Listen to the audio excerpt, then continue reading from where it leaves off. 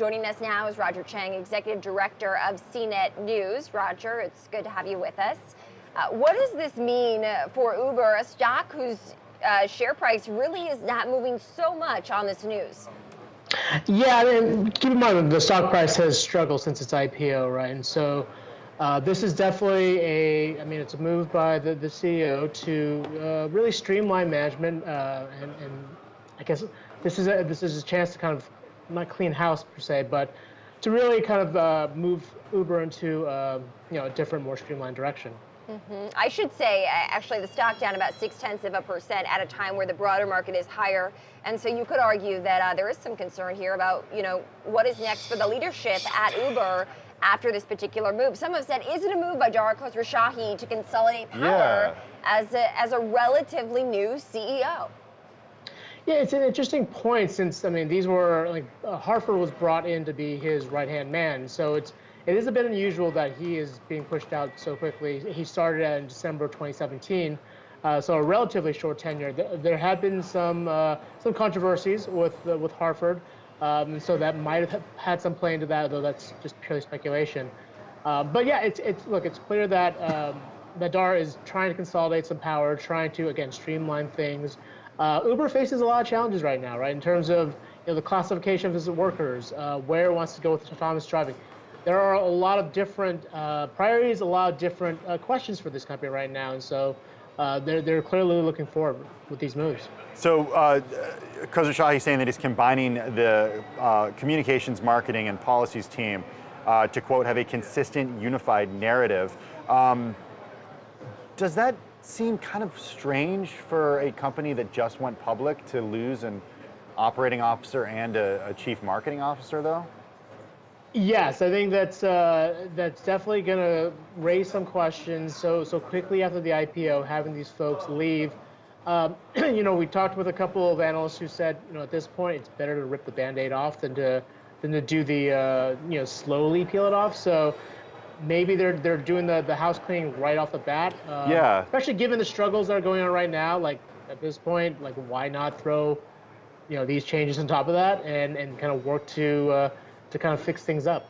So will Uber hire one person then to take on both of these roles? Is that how it's going to work? Well, they already have someone, I believe someone internal is taking over the role, taking over the combined role, but it's clear. Jill Hasselbaker, sorry, is the... she's a communications executive, though. She has... Exactly, communications and public policy. Yeah. Right, I mean, she has a long track record of doing communications for huge tech companies. Right. Not necessarily being a COO. Yeah, sorry, that's for the marketing and communications aspect. Right, okay. In terms of the COO, I think it's Dara consolidating some of his power there and trying to show that he can exert more control over Uber. Whether or not that is the right call still remains to be seen. We should point out that Hartford is leaving after several employees raised concerns about racially insensitive comments that he has made.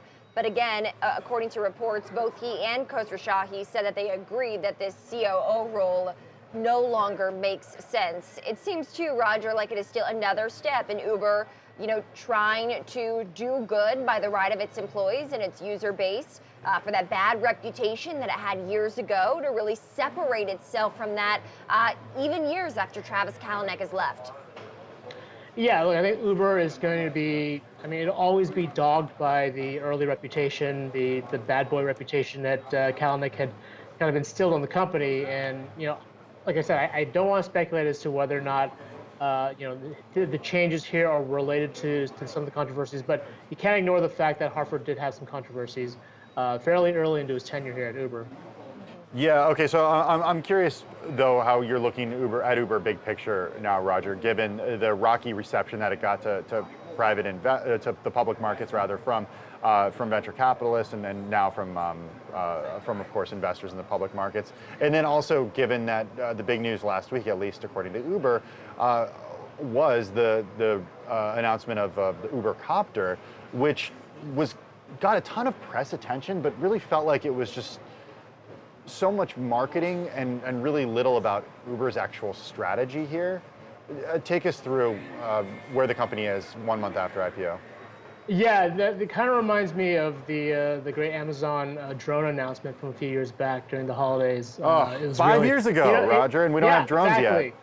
Yeah, and it was really more about drumming up attention for the company, a little bit of positive PR, and I think that's clearly what Uber was trying to do, given the fact that the IPO struggled, instill a little bit of excitement. As for where Uber is going, it's still kind of a question mark. They have areas of growth like Uber Eats and Uber Freights. I imagine that there's going to be more investment in that. They want to get into the scooter business in a much bigger way, and so I think it's that, and then again, shoring up the questions about how its drivers, how its workers are designated, right? Are they full-time employees? Are they contractors? I think there's still a lot of questions for Uber, and I think for investors as well. Yeah, I just think about, the analyst calls that we got last week, Roger, a whole slew, Yeah. 24 basically bullish analyst calls. Yes, some of them were banks that actually were underwriters on Uber's IPO, but the clear trend there was that they do see growth for this company over the next 5 years. It's just not going to be immediate. BTIG, for instance, saying that Uber, too, they think is better positioned than Lyft because of things like management in particular. And so do you believe in the long-term growth strategy of this? I mean, there's definitely opportunity, right? Dara is a veteran CEO from Expedia. He knows how to run a business. He doesn't necessarily have to go through the learning curve that other startup founders turned CEO of public companies have to go through. So in terms of execution, there's definitely that opportunity. And like I said, between these other growth areas like scooters and Uber Eats and freight, it's not just a ride sharing company. It is definitely trying to invest and trying to diversify. So there's definitely opportunity, but there could be a long time coming. You'd probably have to be a little patient to see some of this pay off. Okay, Roger Cheng, he's the executive editor of CNET News. Roger, good to see you. Thanks, Roger. Thanks for having me.